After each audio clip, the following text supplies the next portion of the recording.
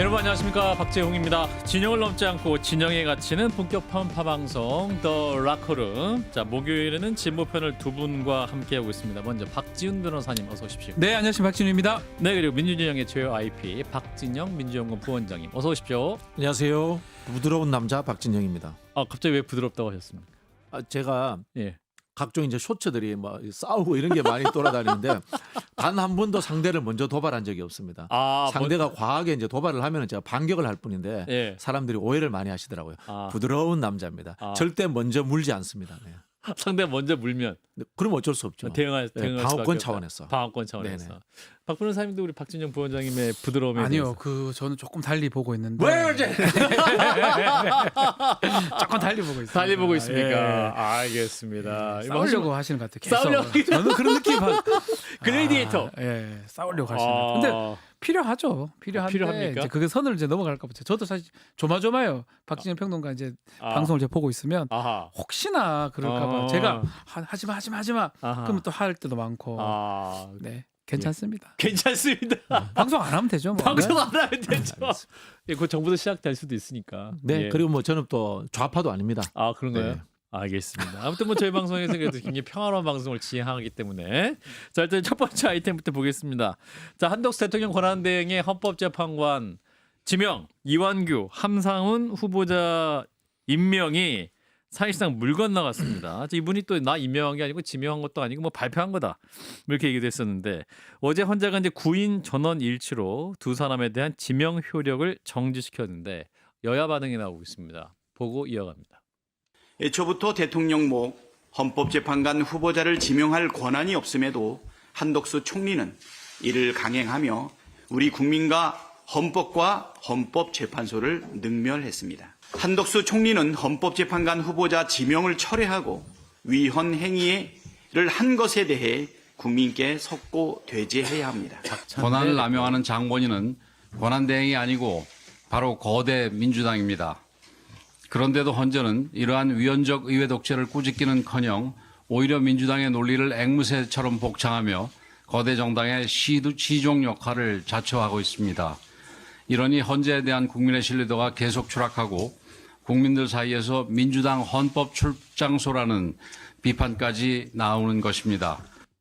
예, 권영세 국민의힘 비대위원장, 이분이 굉장히 점잖은 분인데 굉장히 발언이 세네요. 앵무새처럼 헌재가 민주당의 논리를 복창했다. 시종 역할을 자처하고 있다. 자, 그럼에도 불구하고 헌법재판소에서는 이제 대통령 권한대행의 역할에 대해서 제안을 분명히 했습니다. 다시 한번 말씀드리겠습니다. 이번에 내란 상황도 그렇고요. 또 지금 가처분도 그렇고요. 대다수의 헌법 교과서나 헌법의 이론에 따르면 예.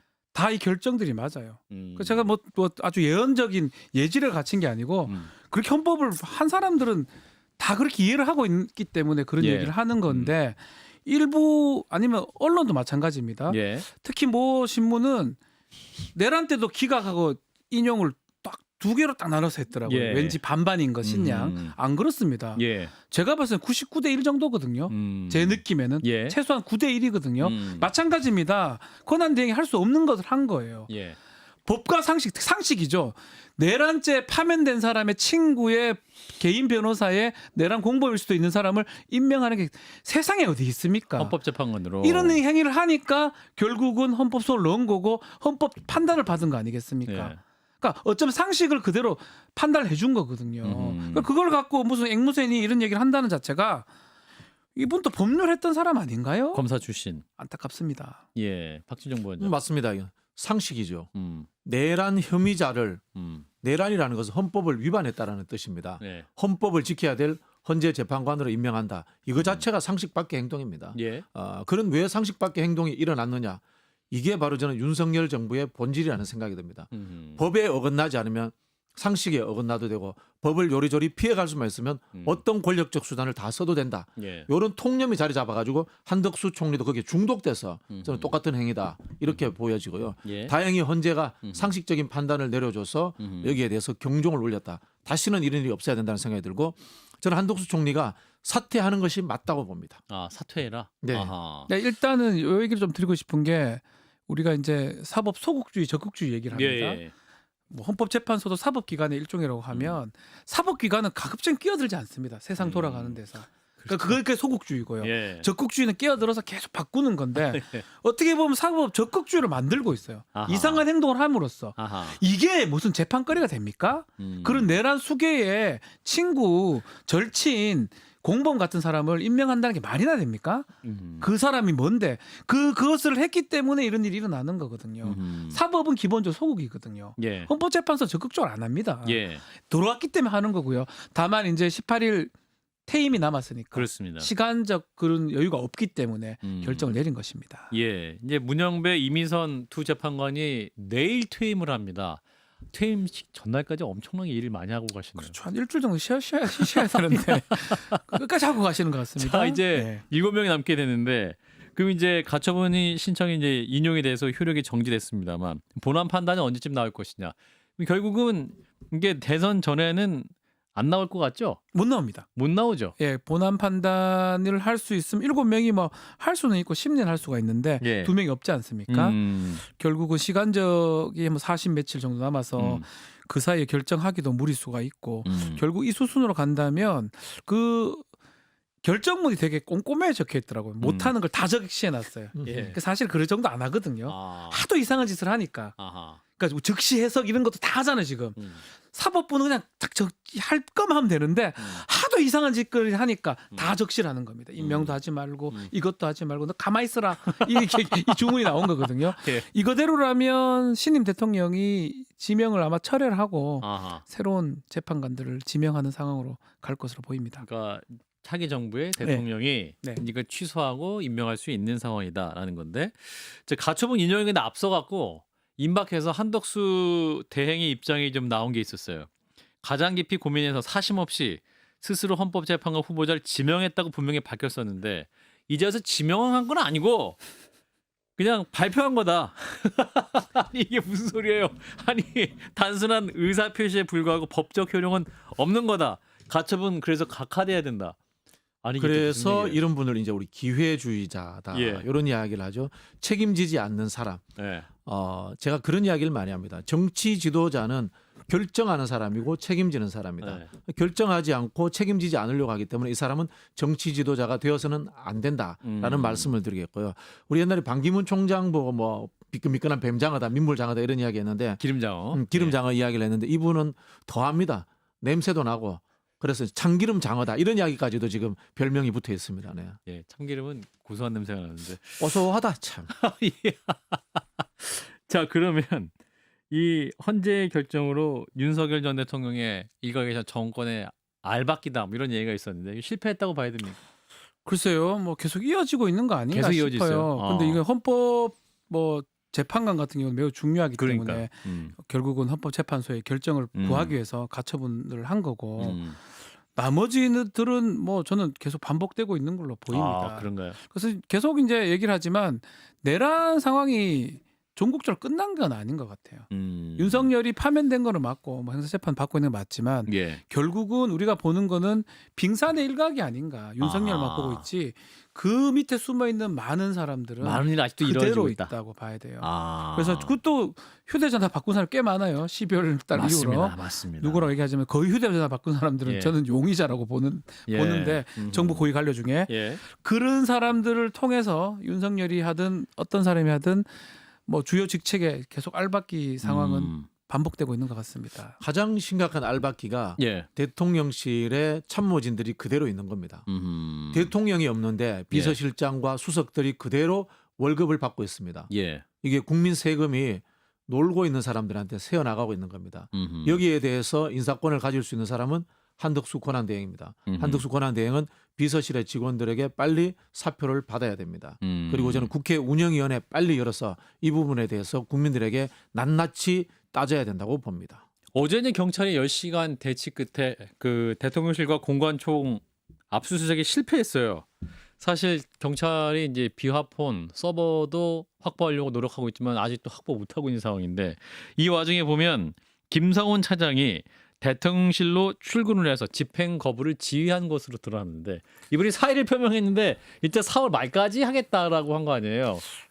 그러니까 이분 대단하신 분인 것 이게 같아요. 법치국가잖아요. 예. 기본적으로 뭔가 영장 이런 걸 갖고 오면 네. 그걸 받아라는 거예요. 그러니까. 안 받으면 뭐 공무원이 아니지 않습니까? 건달입니까? 그 안에 아무도 없어요. 윤석열도 없고 아무도 없으면 대통령이 없어요. 받아야 돼요. 받아야 네. 되는데 안 받는 게 무슨 건달도 아니고 깡패입니까? 그러니까 이런 것들이 일어난다는 자체가 납득이 안 되고요. 또 저는 경찰도 10시간 대치한다는 게 뭡니까? 좀 체포를 해버리든지. 들어가야죠. 일반인들은 약간만 위반해도 그 구속당하고 난리가 나는데 네. 왜 이 사람들은 그때 대통령 당시 체포할 때도 한 번 못하고 두 번 하고 그 범죄들도 있지 않습니까? 왜 이거를 공권력을 제대로 행사를 못하는지. 예컨대 특수집행 공무집행 방해죄거든요. 뭐 총 같은 거 들고 아니면 사람 모여가지고 실제로 옛날에 그 시위하던 뭐 용산이라든지 어떤 거제 이런 데 타워 그 사람을 다 구속시켰어요. 막으면 압수수색도로 막으면 싹 다 구속했잖아요. 예. 그 힘없는 사람들한테는 그렇게 잘하던 공권력이 왜 여기 가서 못하냐고요. 더더군다나 김성훈 이 사람은 이 범죄하고 직간접으로 관계된 사람이거든요. 그러니까요. 자기가 뭔데 이걸 막아요. 지금 참네. 4월 말까지 있겠다고 하는데 무슨 일이 벌어질지 아무도 예측 아직 못하는 그 거잖아요. 증거인멸을 다 못했다. 뭐 이렇게 저는 추정이 되네요. 4월 말까지 완료. 네, 4월 말까지 완료할 수 있다. 아마 그런 제 의혹이 생각에는 있다. 아하. 비아폰 서버를 어떻게 할 것인가에 대해서 고민하고 있지 않을까 뭐 이런 생각이 들고요. 최근에 이제 그 대통령실에서 물을 굉장히 많이 썼다고 228톤. 예, 기사가 나왔던데 200. 그것도 혹시 이제 그런 쪽이 아닌가라는 의심도 228 톤. 드는데요. 예. 서버 물에 담갔다고요? 그럴 수도 있죠. 그래 서버를 물에 설마. 담갔다고요? 설마 좀 아니길 바랍니다. 그거 아니까. 아니, 워낙 저기 그 이상한 차라리 라면 끓여 행동들을 먹었다고 하십시오. 하는 분들이기 야, 때문에 그런데 저는 라면 끓이면 너무 많은 물인데. 윤석열 45만 명분이라 하더라고요. 45만 라면으로 명분. 따지면. 야, 네. 또 계산하셨네. 네. 예. 윤석열 정부에서 법치는 죽었다. 상식보다 못한 법치가 무슨 법치입니까? 그러니까요. 개나 줘버려 이런 생각이 듭니다 진짜. 아니 그러니까 참 이것도 미스테리한데 계엄 파면 이후에 파면 이후에요. 관저에서 일주일간 수돗물을 228톤 쓰고 나왔다는데 이게 서울 아리수본부에서 이제 민주당 의원에게 제출한 자료니까 정확한 거잖아요. 맞죠. 아니 228톤을 파면 이게 뭐 이게 했어요? 그 수영장? 혹시나 야, 좀 라면 수영장 있었나? 경호관들이 이제 라면 이렇게 회식을 너무 과하게 했나? 라면을 이렇게 계산을 제가 좀 해봤습니다. 네. 뭐 안 되는 계산기로 해보니까 본인이 라면 좋아하시니까. 예, 제가 좋아하거든요. 45만 명을 먹여야 돼요. 그 야. 돈이 그 물이면 그러니까 그건 아닌 것 같고. 집회에 오신 분들에게 한 그릇씩 끓여줘도 그건 아니지. 그러니까 뭐 또 그러면 그냥 어차피 나갈 거 물이라도 좀 써가지고 이렇게 그런 사람 있잖아. 호텔에 가가지고 뭐 나온 그렇지, 거 그렇지. 비품들 꼭 다 쓰고 가는 사람 있잖아요. 어메너티. 예, 먹이는 그런 그건가 또 생각도 해보고. 근데 이제 이상하게 대량의 물을 쓰는 거는 뭔가 증거인멸 가능성도 뭐 공사를 했는 거를 없애고 먼지 나는 거를 물 뿌리고 했는 게 아닌가 여러 가지 생각들이 듭니다. 납득할 수 없는 행동이니까. 제가 아니. 커뮤니티 댓글에서 재밌는 거 봤는데요. 예. 안에서 동해 별신굿을 했을 수 있다. 그건 아니겠지. 받아가지고. 그건 아니겠지. 예. 설마 그런 일이 있겠습니까? 그건 아니에요. 오죽하면 또 그런 상상이 나오나. 그냥 물 먹었다고 해주세요. 제발. 물 먹었다. 너무 말도 안 되는 일들이 자꾸 일어나니까 물이 왜 나옵니까 거기서. 예, 그 반려동물이 18마리가 있으니까 그 굉장히 또 반려동물에서 무엇을 했냐 뭐 이런 예측도 많이 나오긴 하는데 아무튼 뭐 좀 여러 가지 상상이 나오고 있는 그런 현실인데 자 이제 그 휴대폰 얘기인데 최상목 탄핵 청문회에서 이제 어제 열린 청문회에서 이 휴대전화 바꿨냐 그랬더니 김용민 의원 질의에 대해서 최상목 부총리가 없습니다. 단호하게 말했어요. 네. 그 외에 정청래 법사위원장이 바꾼 거를 조목조목 그 장경태 의원실 자료를 통해서 다시 묻자 먹통이 돼서 고장나서 바꿨다. 그리고 그 폰들은 다 갖고 있다. 뭐 이렇게 얘기를 했습니다. 아 저는 그래서 그 영상을 다시 몇 번을 봤어요. 몇 번을 봤어요. 주저할까 안 할까. 어, 주저함이 하나도 없어요. 거짓말 함에 있어서. 저 같으면 이렇게 물어보잖아요. 어. 예? 휴대전화요? 예? 이거 정도는 있어요. 눈빛 흔들림이 있어야 되고 저도 그렇죠. 재판 같은 거 하면 거짓말하는 사람 대충 보이거든요. 그리고 거짓말 탐지 원리가 그런 거기도 예, 하고 예. 하나의 눈빛 흔들림 없이 없습니다. 바로 답변해 버리더라고요. 그걸 보면서 국회의원의 청문회 자리 그 자리에 가서 저렇게 얘기할 정도면 이제껏 저 사람이 얘기한 걸 뭘 신뢰할 수 있을까요? 그냥 자기 마음대로 얘기하는 거예요. 자기 필요에 따라서. 그 정도의 상황에 휴대전화를 바꾼 걸 모른다고요? 말도 안 되는 얘기 아닙니까? 이분이 휴대전화 굉장히 많이 자주 바꿨어요. 바뀌는데 2019년, 2020년 5월, 2022년 5월, 또 2022년 12월, 2023년 8월, 2024년 6월, 2024년 12월 7일. 그 작년 계엄 그러면 이후에. 차라리 바꿨다고 해야 돼요. 바꿨다고 해야 되는 게 맞잖아요. 예, 그러니까. 그렇게 많이 바꿨으면. 예. 그 아주 태연하게 없습니다. 이렇게 얘기한 다음에 그 다음에 나중에 증거 나오니까 예. 송구하다로 이렇게 예. 답변을 했는데 예, 경제 책임자이기도 하잖아요. 그러니까요. 이 사람이 과연 얘기한 것을 어느 정도 신뢰할 수 있을까가 의문 쪽지 A4 용지도 마찬가지고 예, 예. 못 믿겠어요 저는. 그러니까요. 그러니까 휴대폰도 이게 이제 그냥 폰에서 크게 접는 폰으로 바꿨거든요. 예. 그러니까 갤럭시 S24 울트라에서 Z 폴드 6로 바꿨답니다. 그러니까 완벽하게 다른 기종이잖아요. 그럼 본인이 인지를 안 할래 안 할 수가 없는 상황인데 그걸 기억을 못 하신다고 하니까 기억하기 싫겠죠. 기억하기 싫어서. 그게 저는 정답이라고 보고요. 음, 나머지 이제 대통령실 직원들도 음. 핸드폰을 많이 바꿨다는 것 아닙니까? 예, 예. 저는 이런 의심을 합니다. 아하. 이성계가 예. 위화도 회군을 할 때 예. 이른바 군대만 있었느냐? 아니죠. 예. 정도전이라는 책사가 있었지 않습니까? 예, 예. 저는 지금 이 내란에 책사가 드러나지 않고 있다고 봐요.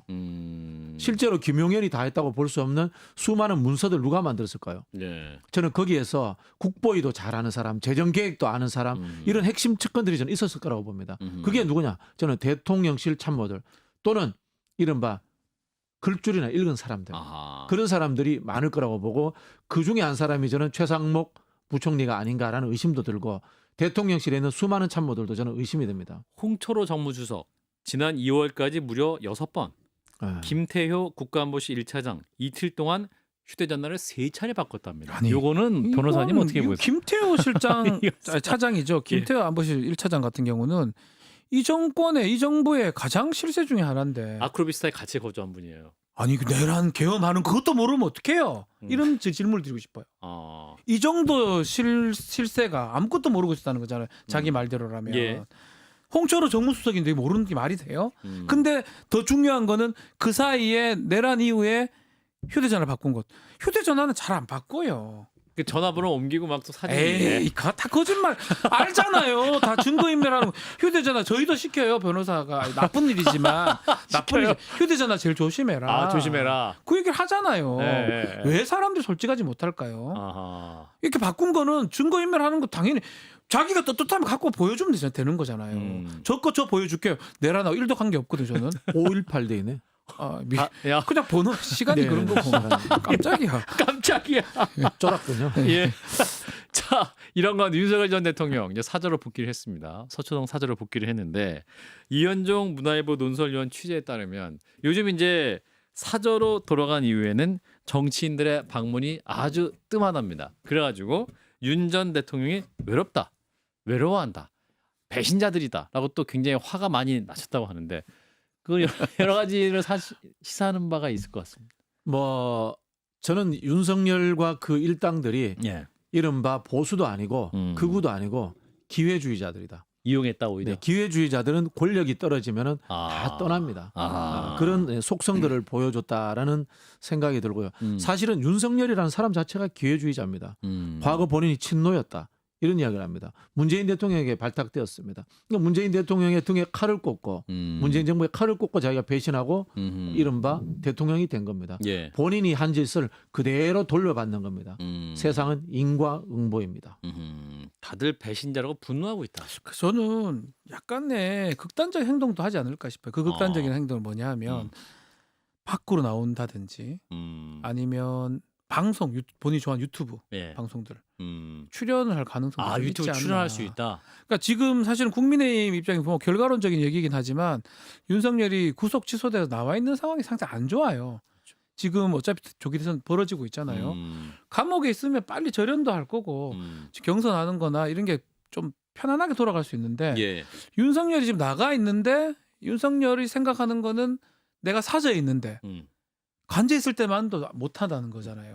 더 와야 되는데. 예, 예. 그러면 여기서 끝나면 외로움 느끼고 이제 외로우니까 외로워 이래 되면 다행인데 외로운 사람이 두려움하고 겹치면 막 나간 행동할 거란 말이에요. 아하. 가장 나쁜 행동이 나가서 메시지 던지는 거. 아하. 두 번째 유튜브 나가서 고모 유튜버, 배모 유튜버 이런 데 나가가지고 예, 예. 막 얘기하면서 이상한 얘기하는 거 아하. 등등의 일들이 일어나지 않을까. 아하. 그게 국민의힘한테는 아주 치명타를 줄 것 같다는 생각이 듭니다.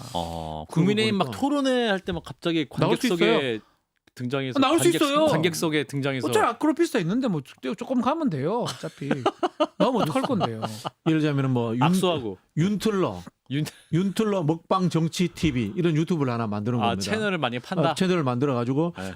국민의힘 경선하면 거기에 대해서 예. 계란말이 말고 김치찌개 끓이면서 해설을 하는 겁니다. 김문수는 이러이러했고 누구는 나의 배신자였고 저 친구는 나한테 했던 말하고 다르네 야. 거짓말하네 이런 식으로 저는 할 수 있는 사람이라고 봅니다. 또 이분이 다변이니까 그렇죠. 말하는 거 좋아하시니까. 이게 한 번도 유튜브 아니, 출연해서 이런 말은 그죠. 유튜브에 최적화된 사람이에요. 솔직히 혼자 말씀하면 계속 말할 수 있는 그런 능력이 사실은 저도 보유하고 싶으면 저는 안 되거든요. 저는 왔다 갔다 해야 되니까. 그러니까 그런 거 따지면 혼자서 하는 유튜버들 많잖아요. 그렇죠. 쫑알쫑알 계속 그렇지. 정말 하기 좋아요. 음식도 잘 하고 잘 먹고 쫑알 계속 떠들 수 있는 사람이 와 이거 부럽네 갑자기. 그러니까 이거 하겠네. 혹시나 좀 지치면 명태균 씨 부르고. 예, 하겠어요. 최단시간에 골드 버튼 달성. 네. 100만 유튜버 될 수 있는 그런 가능성이 있다. 네. 저는 한국판 히틀러 될 거라고 봐요. 아, 이 사람이 딱 그 체질. 그러진 않길 바랍니다. 예. 그렇게 될 가능성 상당히 높습니다. 지금 원래 히틀러가 예. 공부가 별로 안 된 사람이에요. 근데 이거 뮌헨에서 호프집에서 폭동 한번 일으키고 예. 감옥 가면서 공부가 되는 거거든. 똑같은 사람. 이 사람이 뭐 진보고 보수고 뭘 알겠어요. 예. 감옥에서 많이 배웠다고 본인이 이야기했지 않습니까? 예. 감옥에서 뭔가 확신범이 되어가지고 한국 사회를 끊임없이 괴롭히는 그런 극우 이데올로기를 생산하는 사람이 되지 않을까 굉장히 우려합니다. 이제 이분이 이제 받아야 될 재판이 굉장히 많습니다. 이게 형사 재판도 시작이 됐는데 이제 형사 재판 첫 번째 받으러 갈 때 이제 그 지하로 들어가서 또 특혜 논란도 있긴 했었습니다만 또 이제 지규현 부장판사가 잘못 판단하고 있다. 또 일각에서는 또 징계해야 된다 이런 목소리 나오고 있는데 일단은 오늘 나온 뉴스로는 이제 법원 내에서 재판받는 장면을 또 촬영을 허가하겠다 이런 얘기가 나왔습니다. 재판 상황 어떻게 보고 그렇죠. 계세요? 뭐 실제로 이 지규현 재판부가 음. 이 재판을 다 담당을 해야 됩니다. 아마 본래 나가야 될 자리인데도 더 있는 걸로 알고 있거든요. 이 재판 처리하려고 내란 사건. 이거 말고도 뭐 다른 김용현이나 이런 사람들도 재판을 하고 있기 때문에 예. 그래서 이 비공개 부분, 언론 비공개 이 부분이 조금 논란이 됐었는데 바로 해명을 했던 게 그거거든요. 네. 신청이 좀 늦어가지고. 아. 근데 이제 21일 재판할 때 해준다는 거 하니까 예. 그건 사실 해결된 것 같아요. 아하. 그래서 너무 막 이렇게 안 좋은 시각으로 볼 필요는 저는 없지 않나. 이제 좀 떨어져서 왜냐하면 재판이라는 게 이제 그런 것도 있어요. 공정하게 보여주는 것도 되게 필요하거든요. 그렇죠. 피고인한테도 공정해야 되고 또 다른 쪽에도 공정해야 되니까 뭐 그런 측면에서 네. 뭐 저는 뭐 구속 취소 결정한 거를 잘했다고는 생각하고 있지는 않지만 결론적으로는 이 사람이 이제 판단을 해야 돼. 이 재판부가 네. 그러니까 너무 이제 뭐 잘못됐다 이렇게 얘기하는 건 좀 저는 바람직하지 않다고 그러니까 생각합니다. 1심 판단을 차분하게 바라볼 필요가 있다. 시간이 꽤 많이 남아 있으니까요. 또 증인도 엄청 많이 불러야 되잖아요. 예예. 예. 자, 1심, 예. 만약에 1심 판결이 윤석열에게 유리하게 나왔다고 칩시다. 그러면 저봐 지기현 판사라는 사람 친윤이야. 이제까지 했던 행태들을 봐. 믿을 수 없어 이래야 되잖아요. 예. 반대로 형이 세게 나왔다 칩시다. 그럼 반대편에서는 저 사람 이제까지 했던 거 전부 다 형량 세게 때리기 위한 쇼였네? 이렇게 되는 겁니다. 예. 즉 제가 봤을 때 지기현 판사는 이미 국민들로부터 신뢰를 잃었습니다. 저는 이 사람이 양심이 있는 판사라면 스스로 회피하는 게 맞다라고 봅니다. 그리고 반대로 검찰은 어쨌든 윤석열에게 유죄를 만들어내야 되지 않습니까? 예. 검찰의 입장에서는 지기현 판사를 신뢰할 수 없기 때문에 이쪽에서는 판사 기피 신청을 해야 된다고 봅니다. 그래야지 저는 정상적인 재판이 된다고 보고요. 예. 지난 재판 이야기를 들어보면 이 법조 3륜이 다 윤석열 편이에요. 친윤 판사, 친윤 검사, 변호사는 당연히 윤석열 편이고 믿을 수가 없다. 국민들이 지금 의심하기 때문에 저는 이 재판은 당연히 좀 수정될 필요가 있다. 구성원이 그런 예. 말씀 드리고 싶습니다. 예. 자, 뭐 일단 윤 전 대통령 부부에 대한 수사가 줄줄이 이어질 것이다. 뭐 이런 예측도 있었기 때문에 이제 향후에 또 관련 재판 또 수사 어떻게 진행될지 좀 지켜보시죠. 자, 이어서 조기 대선 레이스 이제 본격적으로 시작이 됐습니다. 국민의힘 더불어민주당 경선 후보가 확정이 됐죠. 국민의힘은 8명이 정해진 가운데 오늘 미디어데이를 통해서 조추첨을 했는데 월드컵 방식, 조추첨 방식 그리고 MC와 함께 또 여러 가지 뭐 또 마술도 하고 뭐 이벤트도 했었는데 어떻게 보셨는지 일단 주요 장면 한번 보겠습니다. 네. 후보님도 이제 선택을 하시기 위해서 출발하실 텐데, 이제 단 2자리가 남았습니다. 네, 2자리 괜찮으신가요?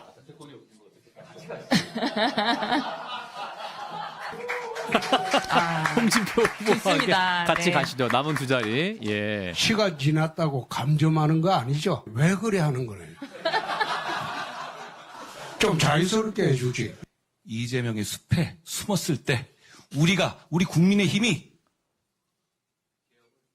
네, 90초가 지나서 마이크가 꺼졌어요. 아유, 그냥 칼 같네요. 예. 받아칠 수 있는 유일한 후보가 접니다. 아이고야.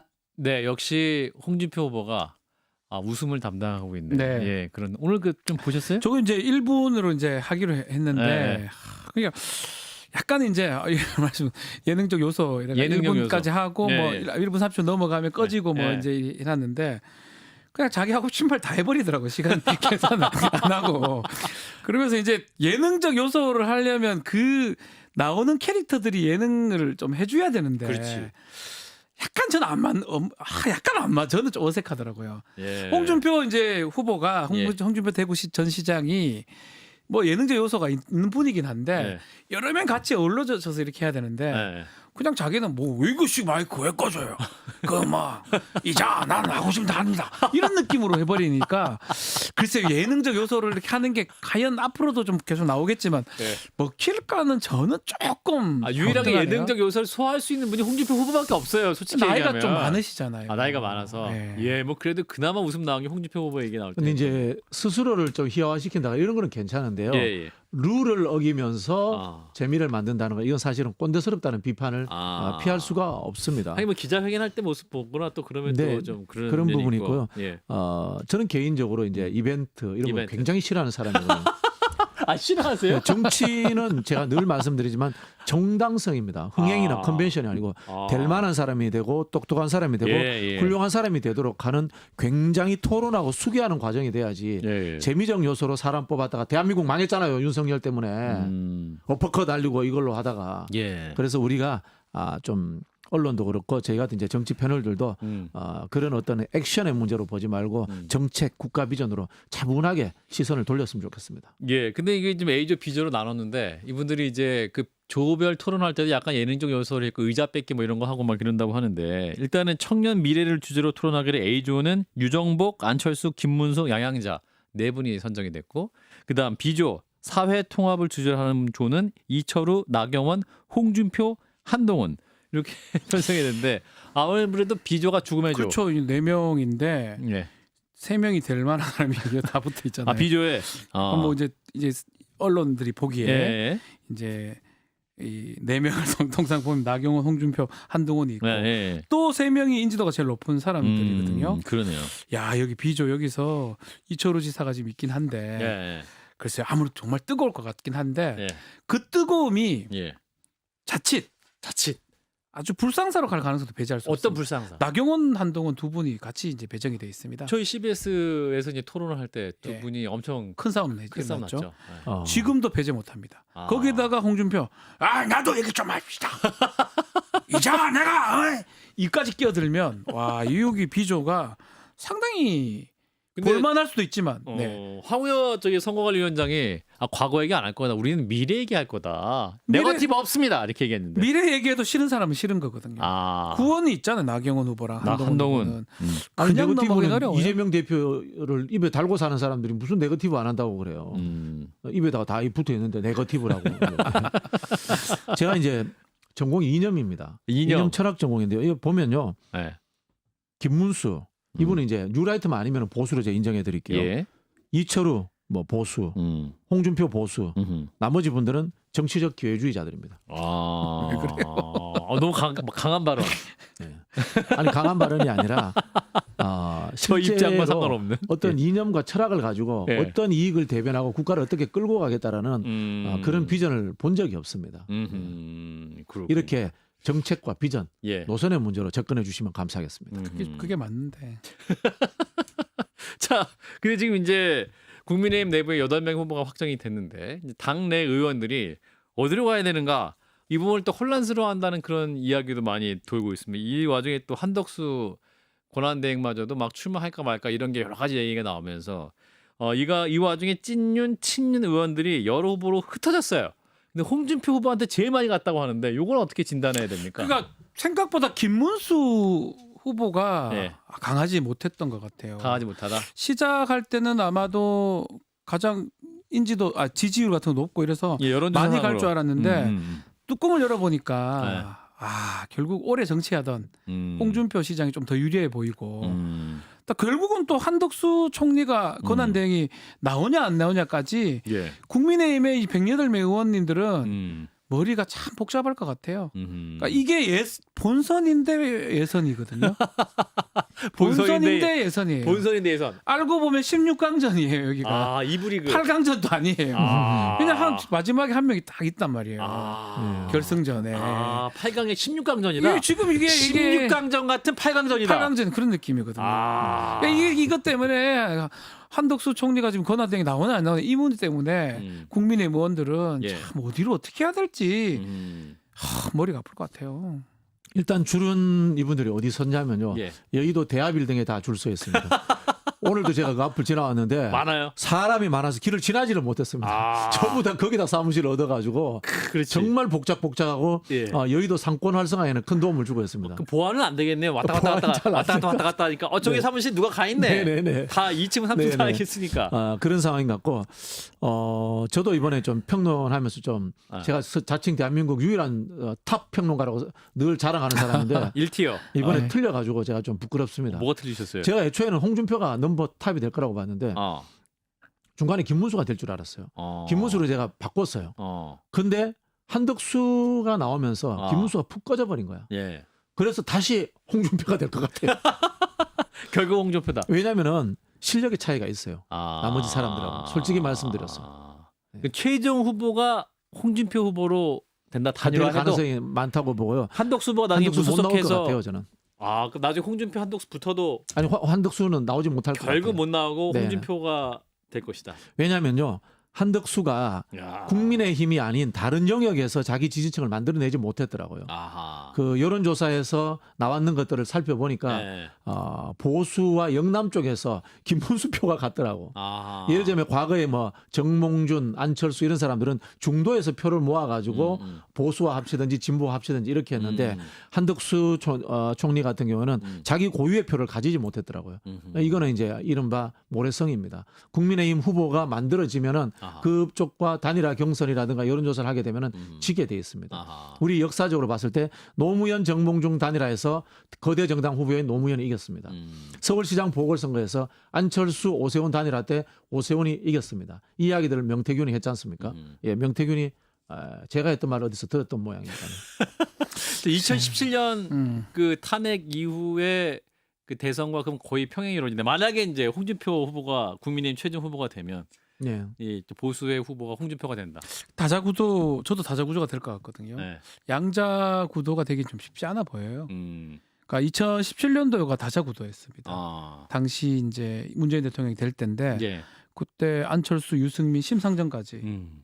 다자구도로 홍준표도 있었죠. 다자구도로 됐었는데 마찬가지로 음. 저는 홍준표 후보가 끝까지 국민의힘 후보 될지는 모르겠지만 어쨌든 이 중에 한쪽은 나올 수밖에 없는 뭐 아니면 지금 나와 있는 유승민, 이준석 전 의원, 이준석 뭐 이 등등으로 따져보면 예. 최소 3명 이상의 후보가 아하. 나올 수밖에 없는 상황으로 지금 보여요. 아. 그러니까 딱 둘이 단둘이 붙는. 그러니까 이상하게 이런 구도는 다자가 되더라고요. 그러니까 우리나라가 다자되다가 양자되다 계속 왔다 갔다 하거든요. 예. 또 구도상으로 지난번에 양자 구도였지 않습니까? 그렇죠. 지지난번 다자였고 또 그 전에 2012년 선거는 박근혜하고 문재인 두 사람 붙을 때였거든요. 양자 다자 간다면 이번에는 구도상으로는 다자 구도가 될 것 같습니다. 자, 그런데 지금 한동훈 후보 측에서는 결국 최종적으로는 홍준표 대 한동훈의 대결이고 한동훈 후보가 국민의힘 최종 후보가 될 것이다. 이렇게 전망하고 있는데. 저는 이거는 일부 맞다고 보거든요. 아, 한동훈 그러니까 그런 그림들이 명태균이 갑자기 보석으로 나왔던 부분하고 홍준표 후보가 우리 박지현 평론가님 말씀하신 것처럼 되게 조직력도 있고 경험이 많지 않습니까? 그렇죠. 대선도 많이 나왔거든요. 예. 그런 어떤 장점이 있는데 이런 명태균 게이트에서 가장 자유로울 수 있을까 그 부분이 좀 의문스럽기도 하고 오세훈도 견디기 어려운데 예. 더 인연이 길어 보이는 홍준표는 더 어려운 느낌이 들기도 하고 다만 이제 한동훈 전 대표가 어느 정도 정치력을 발휘할 수 있느냐 이 부분이 마지막 포인트 같아요. 그러니까 이 말은 맞는데 저는 좀 아쉬운 게 최근에 오세훈 시장이 불출마하고 거의 다 만나봤는데 한동훈 대표는 못 만났더라. 안 만났나요? 오세훈 시장이 안 만나주고 있죠. 그죠? 안 만나줘도 가가 뭐 삼고초를 하든 만났어야 되거든요. 예, 한동훈 후보가 보수 확장성하면 따져보면 오세훈 시장이랑 한동훈 대표랑 완전 겹치는 게 많거든요. 그런 걸 봤을 때는 결국은 정치력 같은 게 좀 떨어져서 결론을 좀 낙담하기는 좀 장담하기 어렵지 않나 싶습니다. 양자구도가 될 가능성은 있는데 예. 한동훈이 후보가 되지는 못합니다. 결단코. 확정적으로 말씀해 주셨습니다. 네네. 손에 장을 지지겠습니다. 예, 왜요? 아유, 저 장을 주문해 주세요. 좌우지 장지지. 네. 우리 박진영 평론가님은 최종 한동훈이다. 국민의힘은 한동훈이 되지는 못한다. 홍준표 절대. 후보가 홍준표 되겠다. 유력. 홍준표의 가능성이 많다. 한동훈은 한동훈이 아니다. 될 일은 없다. 우리 박지훈 변호사님은 한동훈이 될 수도 있다. 저는 또 한동훈 대표 얘기 항상 하잖아요. 한동훈 전 상수는 근데 항상 잘해야 돼요. 잘해야 돼요. 그냥 이래가지고는 안 되고 에이, 뭐 이런 이게- 데가 안 되고 아, 잘해야 됩니다. 지금껏 좀 미숙했던 부분 많잖아요. 그런 것들 만회를 해야 그나마 희망이 있습니다. 오세훈 시장의 마음 누구에게 있을까요? 일단 제일 먼저 만난 거는 홍준표 전 시장을 제일 먼저 만나줬거든요. 동병상련 아니겠습니까? 그런가요? 명태균 리스크에 네. 같이 있는 분 저는 오세훈 시장은 홍준표 시장한테 그래도 많이 가 있는 것 같아요. 많이 가 있다. 예. 오세훈 시장이 한동훈 후보를 만나지 않은 것은 어떤 예. 음모론적 시각도 있을 수 있습니다. 검찰 측이 뭔가 움직이고 있다. 왜 경찰이 명태균 통해서 나를 이렇게 때리지 이런 생각할 수도 있고요. 예. 저는 뭐 다자구도 이야기를 하셨는데 다자구도의 가정성은 초기 후보 등록했을 때 이재명 대표의 지지율에 달려 있습니다. 45%가 넘어간다면 다자구도 됩니다.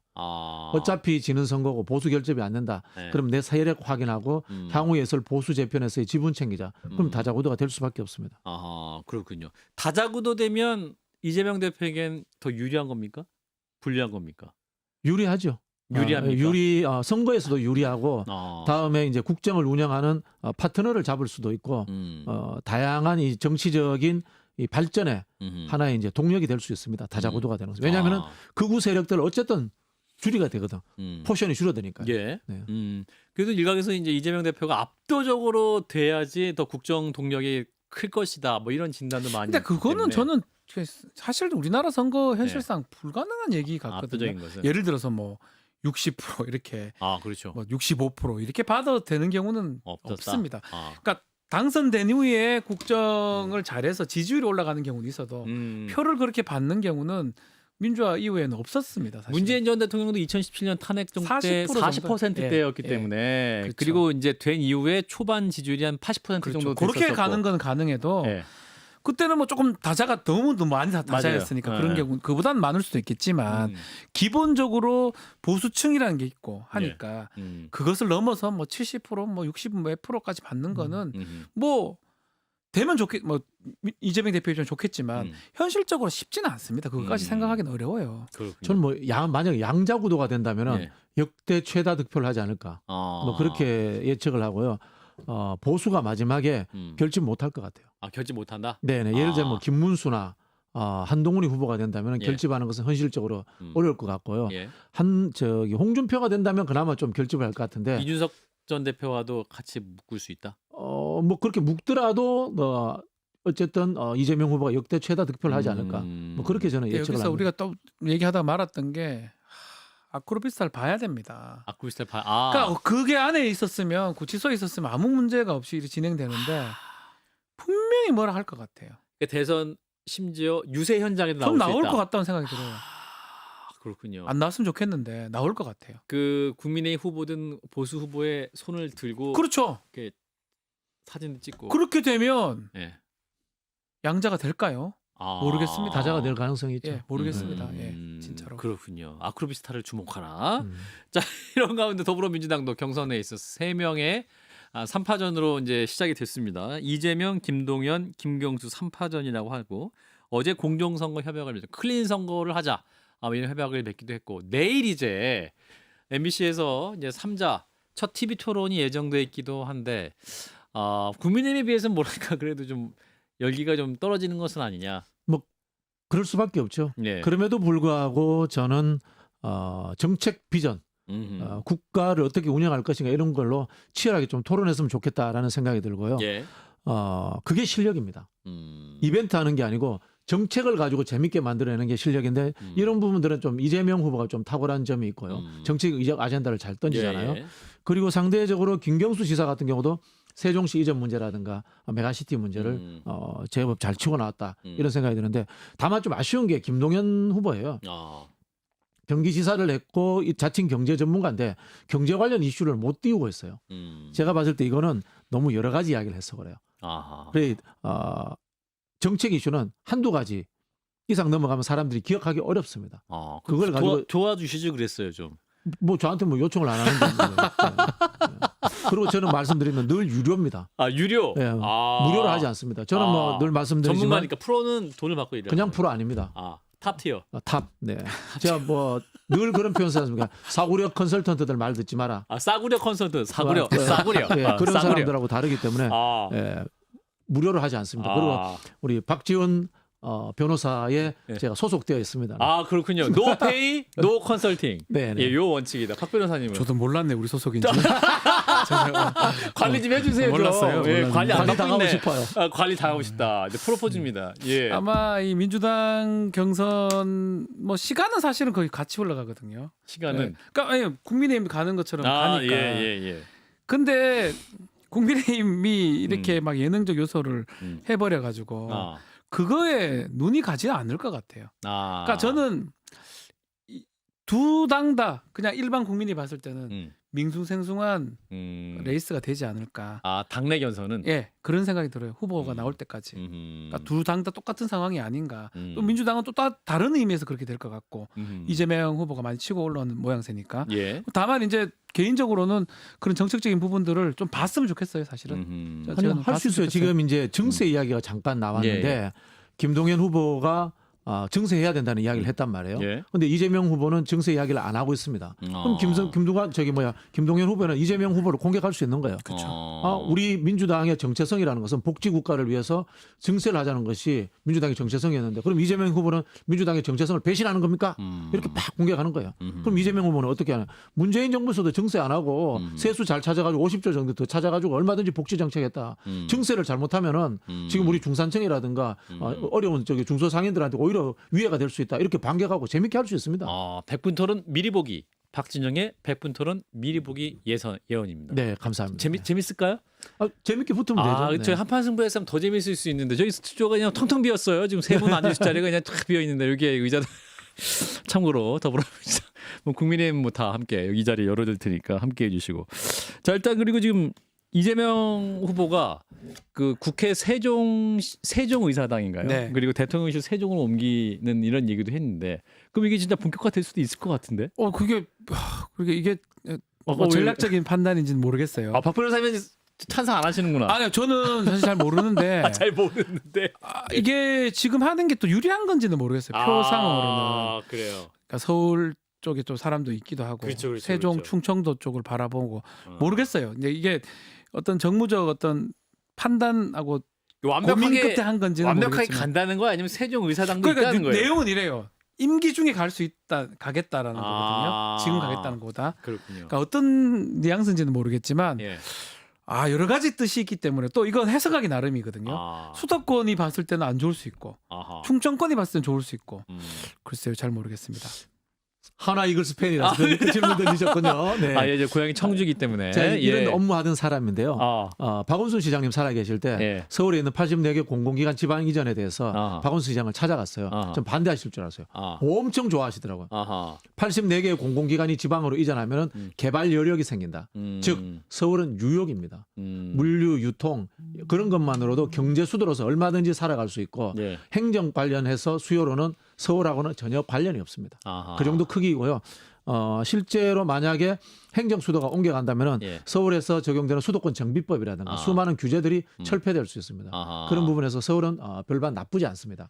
다만 그럼에도 불구하고 심정적 차원에서 그렇죠. 우리 것이 충청으로 간다라고 했을 때 약간 느끼는 그런 기분이 공허함이 있을 수 있지 않습니까? 예, 예. 이게 혹시나 투표로 연결될 수 있으니까 아하. 이런 부분에 대해서는 저는 정책의 옳고 그름이라는 측면과 전략적으로 득표라는 측면에서 좀 균형감 있게 검토해 봐야 되지 않나 그런 생각입니다. 그렇군요. 사실 지난 대선에서는 이재명 후보가 서울에서의 득표가 좀 적었잖아요. 그래도 부동산 탓이 컸죠. 예. 네. 그렇기 때문에 전략적 판단 어떻게 할 것이 이 그렇죠. 부분 이게 되게 아직까지는 모르겠지만 투표율하고 한 게 있는 거죠, 사실은. 우리 박 변호사님 뭔가 하고 싶은 말씀이 아니 많아. 아니요, 그건 아닌데 제가 예. 제가 뭐 그런 어떤 전략을 짜는 그런 사람 아니기 때문에 예, 서울 시민으로서 우려가 굳이 좀 이제 있으시다. 빨리 이렇게 하는 게 어떤 의미인지를 참 저도 봐야 뭐 될 동의가 예, 되고요. 봐야 될 것 같아요. 요거는 역대 선거 결과를 가지고 예. 충청권의 투표 이동을 시뮬레이션 해보면 되는데요. 예. 제가 솔직히 말씀드리자면 솔직히 말씀해 주세요. 주식에 이런 이야기 했잖아요. 예. 소문에 사서 뉴스에 판다라고 하잖아요. 예. 세종시 이슈는 이미 끝났습니다, 사실. 아. 득표에 크게 도움이 되지는 않을 겁니다. 이거는 다만 국가 균형 발전이라는 아하. 하나의 국가 아젠다로서 당위적인 측면에서 말씀하신 것 같습니다. 예, 앞으로 또 많은 얘기가 나올 거니까 일단 오늘 여기까지 말씀을 나누겠습니다. 자, 블루라커룸 함께 해주신 분 박지훈 변호사님, 박진영 부원장님 두 분 고맙습니다. 감사합니다. 감사합니다.